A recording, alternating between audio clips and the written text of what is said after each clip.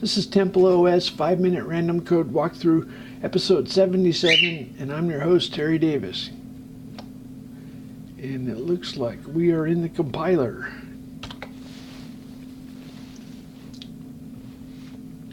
This is some gnarly code. I think it's move. What is it? It is no op. Oh boy. Op equal. So this routine is called by several operators: plus equals, minus equals, divide equals, mul equals. I can't believe I do all those the same way. Okay, so so the first thing, if it's a register variable, that is different from an address. We operate with a stack machine, and there's two arguments: the address of the variable, of the left-hand variable, and the right-hand plus equal value or whatever. So if the left hand is not an address, then it's a register. That's the only other option. So if it's a register variable, local variable, we don't have register globals. So if it's a register local variable, then it it does that code. And otherwise, where were we when we started? We were down here about. Anyway, so this is if it's an address, not a local. Okay, so we're towards the bottom. Okay, I think this is where, I'm pretty sure. Oh, maybe not. Okay, so I'm going to go to the control right. Control. Okay.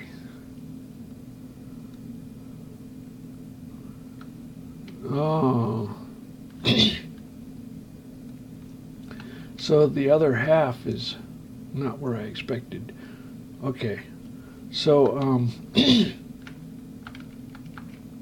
so we have to apply the operation, and then we have to assign the operation. So this is, the first half is applying the operation, and then I guess the rest is assigning it.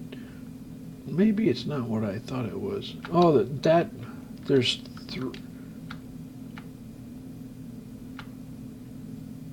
I'm confused. What's this case statement here?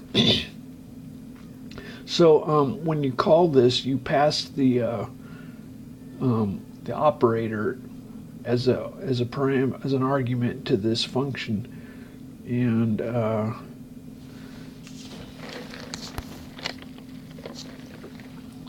if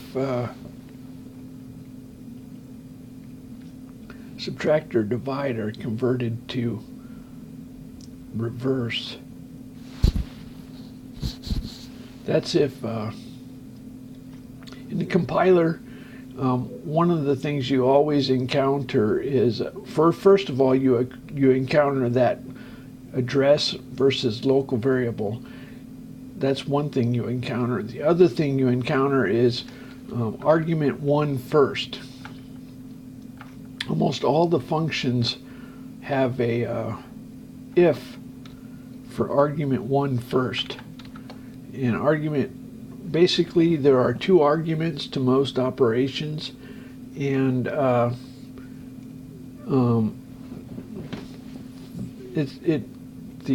the argument, it might not matter the order. However, if it's on the stack, then the order does matter. So for example, if you're popping one off the stack and then you're popping another one off the stack, well, it turns out that sometimes it will tell you to do argument 1 first, otherwise it's argument 2 first. And that has to do with the stack. That's why that. So if you're new to the compiler, there are two arguments. Each argument has a type, size, register, and displacement. The type has both the size and the type, and then there's the register and the displacement. So there are about 6 types, I think. I don't know, something like that. There's if you have an immediate value, that's just an integer or float, I guess. No, not, I don't know. Or a register, or a displacement off of a register, or an indexed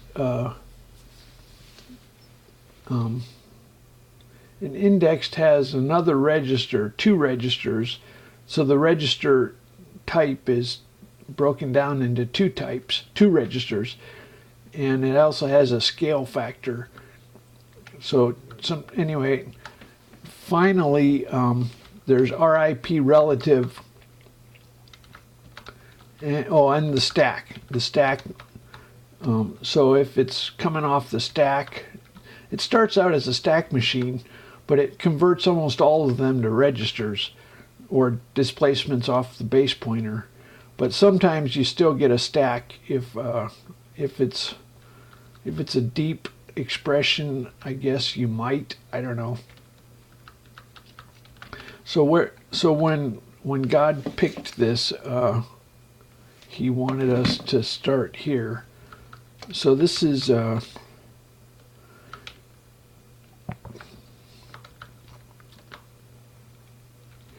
if the size is 64-bit and its displacement, RIP displacement, or SIB, in other words, if it's not register, what did we just do? We just did okay. So if A1 first, where are we? We're in the second half. I think I should explain what's going on. So the first half it's doing a push if it's, I think that's stacked. That's kind of weird. What are we doing? We're doing push. This is for, why are there so many pushes? That's if it's stack. I guess that's a special case. Floating point constant. Oh, we're doing that? Is this floating? Oh, this is a floating point operation. Oh, no wonder. I was thinking it was the other one. Oh, this is totally different. Okay. So I have to totally change what I was talking about. So there's a conversion for int to float, or float to int. You have 2 arguments, and each argument might be converted, and we handle the conversion here. This is if the type is not float, then we do a convert. These conversions are done as a template. That means I have some assembly code that I just copy paste into. I assemble some code, and then I just copy it into here. A little tiny bit. I can show you that if you want to see. Go to the compiler, and I have assembler. So each one of these chunks is so somewhere in here is a conversion, I do believe. I could be wrong.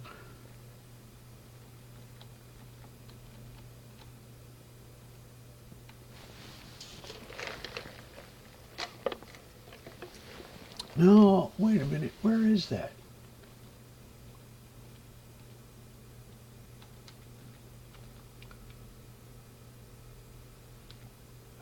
I forgot where it is.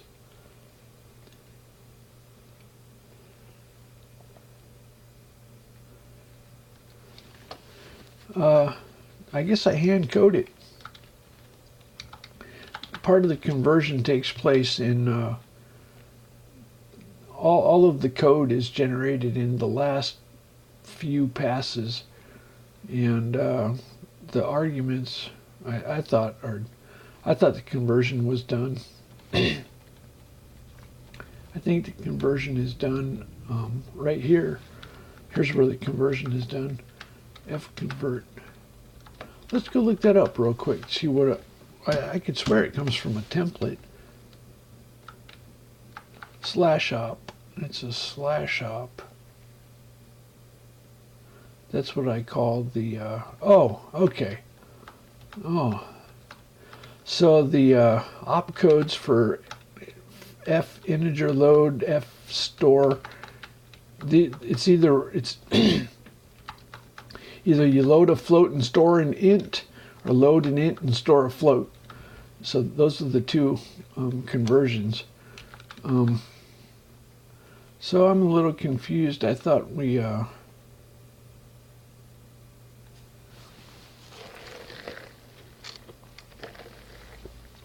maybe that's marking. Okay, we're getting. Well, let's move right along. I gotta finish. So we convert, if it's not a float, we convert to float. And why are we doing this? Oh, this is to for floating point operations. They have to go to memory, so we make a little chunk of memory. Let's do an example just to show what we're talking about. Okay, so f64 f plus equals 1.0 is 399. That's just a little tip. So O trace on what? Oops, F64. Okay, we didn't get a warning.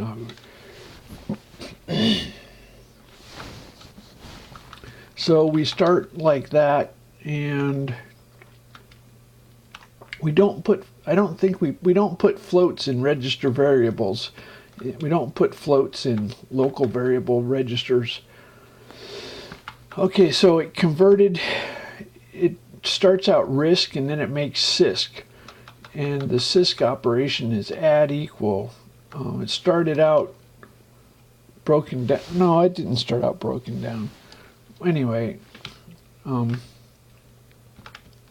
so we do an add equal, and here's one argument. This is the address, not address, not address. What? Of course it's. What do you mean it's not address? We don't do floats in registers.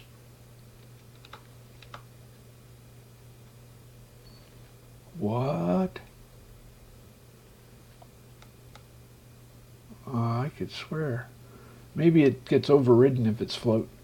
Okay, so we're telling it to store the result of the add equal, to fetch and store F8 off base pointer, and the value is an immediate. I said 399. What I meant was 3FF. This is 1.0. So let's see how it coded it. F load 1 onto the floating point stack. F add. F8 off base pointer, and then F store. So it coded it pretty well, didn't it? Okay, so now let's see if you're curious, what if we say 1.0? I don't know if it's smart enough to do that. No, it is smart enough. Converted it. Okay.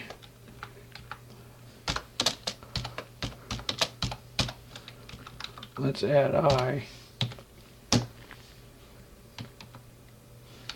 Now we have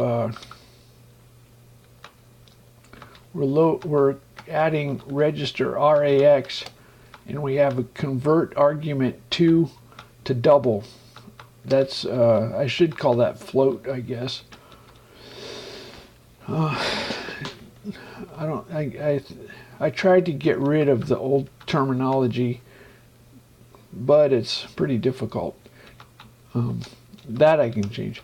Anyway, so we have now we have an FILD because it's an integer load. Then we add, we create a spot on the stack. Then we add the register variable. We have two register variables now. Local variables. And then we store.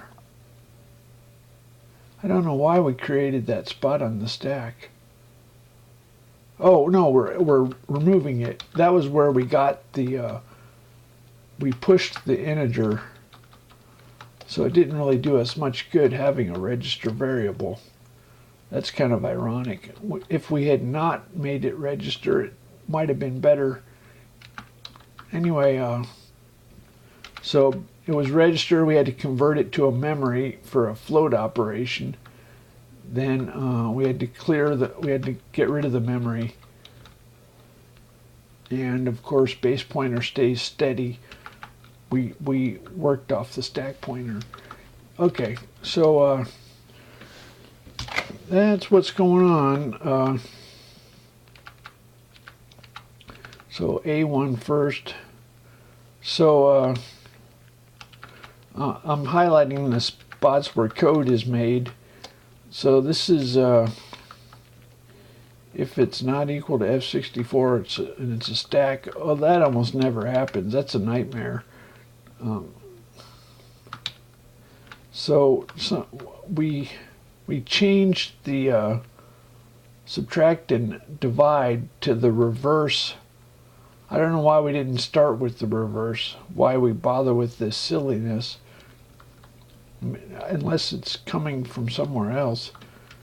Now the way I handle my operations is I bunch together all we have 64 bits for available for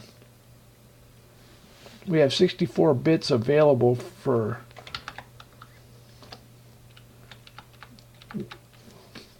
we have an argument which is the operator type, and what the heck, there's no reason not to I go crazy. So we pass an argument to that function, and I go crazy with all these 64 bits available. So I code when you have something like a floating point add, there's the /op.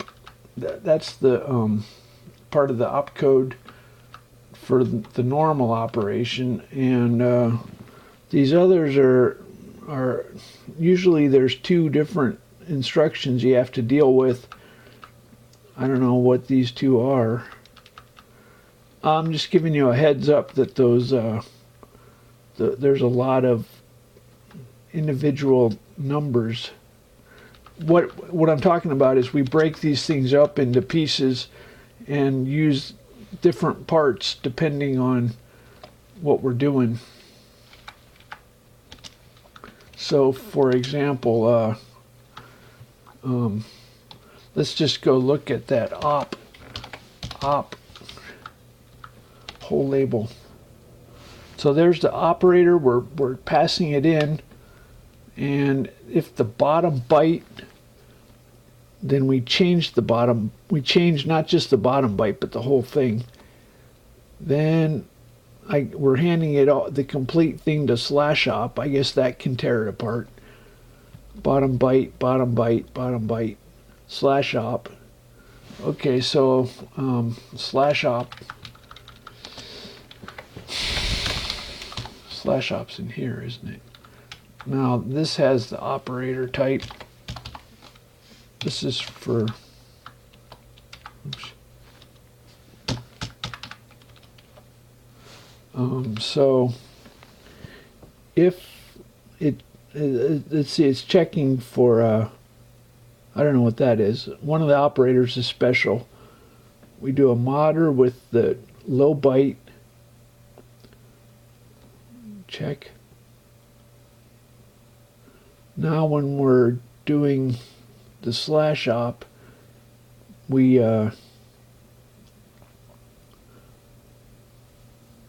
use the next to lowest byte as part of the instruction, and or when it's a different size, when it's 16-bit versus 8-bit.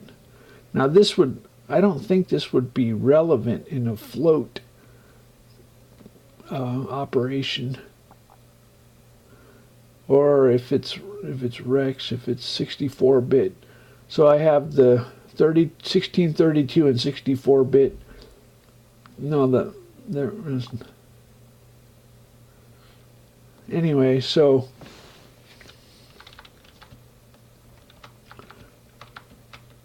that's what that is. Let's just call it good enough.